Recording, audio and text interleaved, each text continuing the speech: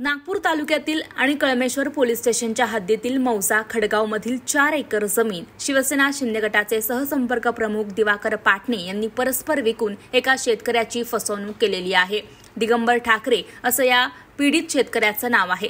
विशेष म्हणजे या जमिनीचे प्रकरण न्यायालयात न्यायप्रविष्ट आहे आणि न्यायालयाने जमिनीच्या व्यवहारावर 22 फेब्रुवारी 2024 ला स्टे दिला होता।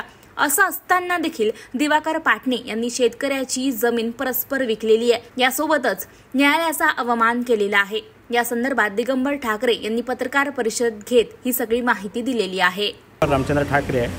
एक मिनिट, तुमचं नाव सोबत स्टार्ट।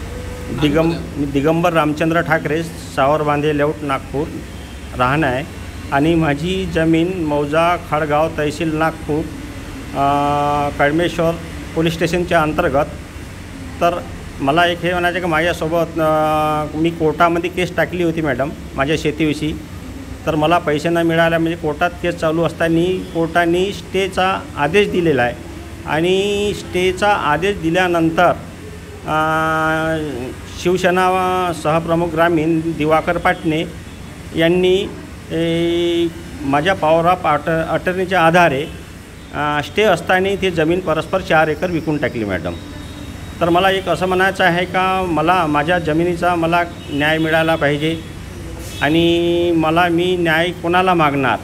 मी कानूनला किंवा याच्यातलं सांगणार, पण तो कोर्ट आणि कानूनला तो सर्व आपल्या खिशामध्ये ठेवण्याचाच तो सांगतो आहे। कोर्ट माझ्यासोबत काही करू शकत नाही आणि कोर्टासोबत एवढा स्टे असताना एवढा धोका केला आहे आणि परस्पर विकून टाकली आहे। तर अशा साधारण माणसाला तो काही करू शकतो आणि माझ्यासारखा जर साधारण माणूस जर समजा जर असं जर झालं, मी पहिलेच एक बेरोजगार माझा परिवार, तर मला एक आत्मदहन करण्याशिवाय मला माझ्यासमोर दुसरा पर्यायही राहणार नाही, कारण का माझ्यासमोर काही नाही राहिलेलं आहे आता, जमिनीच्या व्यतिरिक्त काही नाही आहे।